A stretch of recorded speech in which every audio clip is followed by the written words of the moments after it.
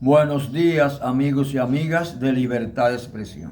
La tragedia de Quitasueño. A eso de las 7:15 de la mañana de ayer, miércoles, otra patana volvió a provocar también otra tragedia en la República Dominicana. Cuando una guagua de pasajeros se detuvo, se estacionó a montar una pasajera, una patana que transitaba a alta velocidad en la comunidad de Quitasueño, Jaina, embistió, chocó a esa guagua que estaba parada, provocando una gran tragedia. 10 muertos hasta anoche iban de los pasajeros, gente que se trasladaba desde su casa tempranito a su trabajo y hacer alguna diligencia, y no volvieron a su casa, más que en un ataúd. Es lamentable. Esto es cada cierto tiempo que las patanas se han convertido en un vehículo de muerte. Lejos de ser un importante vehículo de trabajo, lo han convertido conductores desaprensivos, temerarios, imprudentes, en una maquinaria de muerte. 10 muertos que pudieron evitarse, que están provocando dolor y luto a muchas familias dominicanas. Eso es lamentable. Las autoridades deben determinar, porque muchos dicen que se les fueron los frenos, incluso algunas autoridades sin haberse determinado todavía en una investigación, otros que no, que simplemente bajaba a alta velocidad. Como transitan por ahí la mayoría de patanas a alta velocidad, provocando accidentes y muertes. Si las autoridades determinan que realmente no se le fue los frenos, ese conductor debe recibir las sanciones correspondientes. Es un gran crimen porque no respetan a nadie. Muchos moradores entienden que las autoridades son responsables porque ahí hace tiempo que debió corregirse ese problema. Debió tomarse medidas para que no bajen a la velocidad que bajan sobre todo los vehículos pesados. Ahí se deben poner policías de la DGC, como dicen comunitarios, o policías acotados, reductores de velocidad. Algo hay que hacer porque no es posible. Aquí se ponen muchísimos llamados policías acotados. En cualquier lugar, cualquier comerciante, cualquier residencia le solicita a las autoridades que le coloquen un policía acotado para que no pasen alta velocidad por su casa, y lo hacen innecesariamente. Pero se deben colocar donde se necesitan, como en las escuelas y en los hospitales. Si ahí la solución es colocar esos reductores de velocidad, las autoridades del Intran, de Obra Pública, deben tomar las medidas necesarias. No es posible que las patanas sigan cometiendo tantos crímenes en la calle, que se sigan convirtiendo en una simple maquinaria de muerte, de llevar dolor y luto a muchas familias dominicanas. Esas personas no debieron morir, sino por la imprudencia de conductores y por la irresponsabilidad de muchas autoridades que llevan años viendo cómo se han convertido, sobre todo en esa carretera Sánchez hacia el sur de la República, en una carnicería que las patanas cada cierto tiempo provocan una cadena de muerte. Vamos a esperar que ese dolor que le lleva a muchas familias, por lo menos las autoridades tomen alguna medida para que se evite que sigan provocando más accidentes y más cadenas de muerte. Pero si se comprueba, repito, que él fue responsable, el chofer, deben pagar por esos 10 muertos, debe ser sancionado como manda, se le debe someter a la justicia y suspenderse la docencia de manera definitiva. Ese dolor, ese luto, esa pérdida de vida no puede quedar impune si existen responsabilidades en el conductor de esa patana. Por otra parte, señores, las autoridades policiales mantenían ayer cercada la comunidad de Los Cacaos en San Cristóbal. Supuestamente tenían rodeado al llamado Kiko La Quema. Eso es lamentable. Decía en el programa anterior, se denunció, la familia denunciaron que la policía torturó, cometió actos de crueldad, de barbarie, en contra de hermanos y hermanas del llamado Kiko La Quema. Un hombre, un delincuente que ha actuado a la libre durante mucho tiempo, con la complicidad de esas autoridades policiales, muchas veces civiles y hasta políticos, porque aquí todos los delincuentes, todos los narcotraficantes actúan a las anchas, a la libre, solo con la complicidad de autoridades que los protegen y que reciben dinero de esos criminales, del crimen organizado en la República Dominicana, como ocurre en cualquier parte del mundo, en que los delincuentes actúan libremente. Si no es así, no pueden actuar libremente.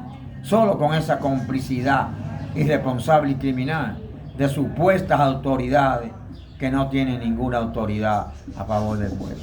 Pero no es posible que una pequeña comunidad en la que vive la familia de Kiko La Quema se paralice y aún más la secuela.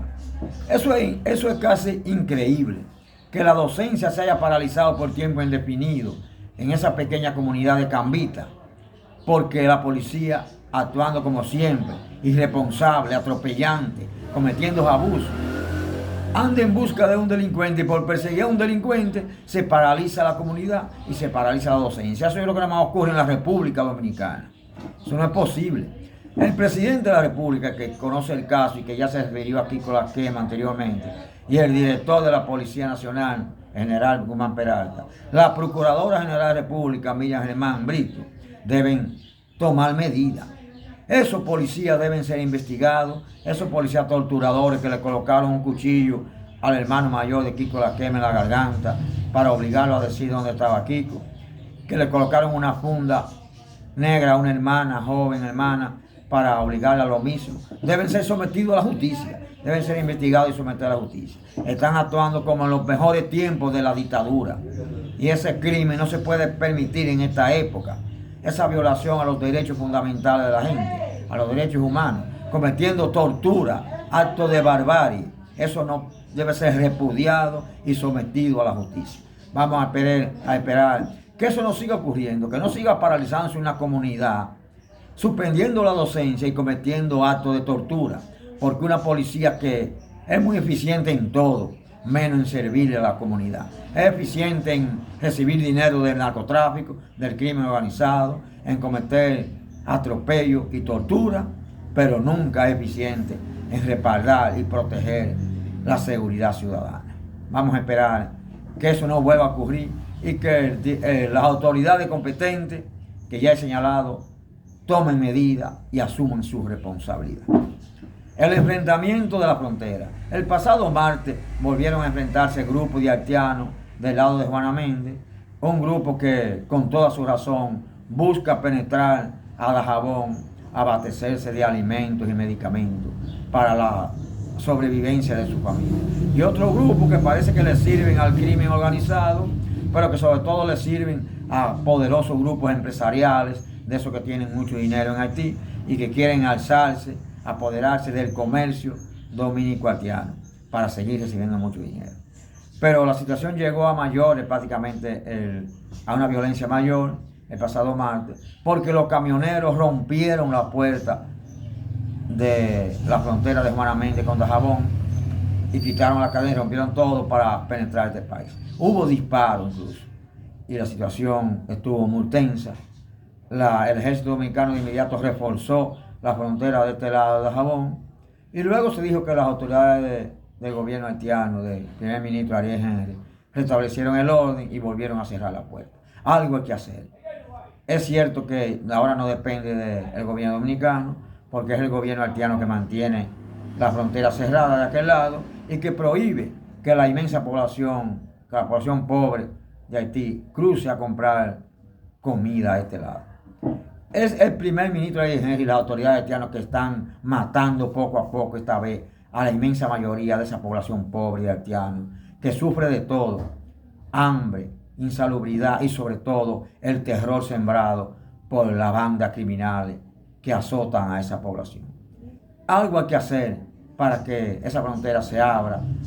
Las autoridades haitianas tienen que hacer algo y la comunidad internacional debe empezar ya a actuar a favor de la inmensa mayoría de la población haitiana, que de lo contrario la van a seguir matando poco a poco de hambre y del crimen. Vamos a esperar que eso se resuelva cuanto antes en bien de la inmensa mayoría de la población haitiana, que son los pobres que viven en miseria.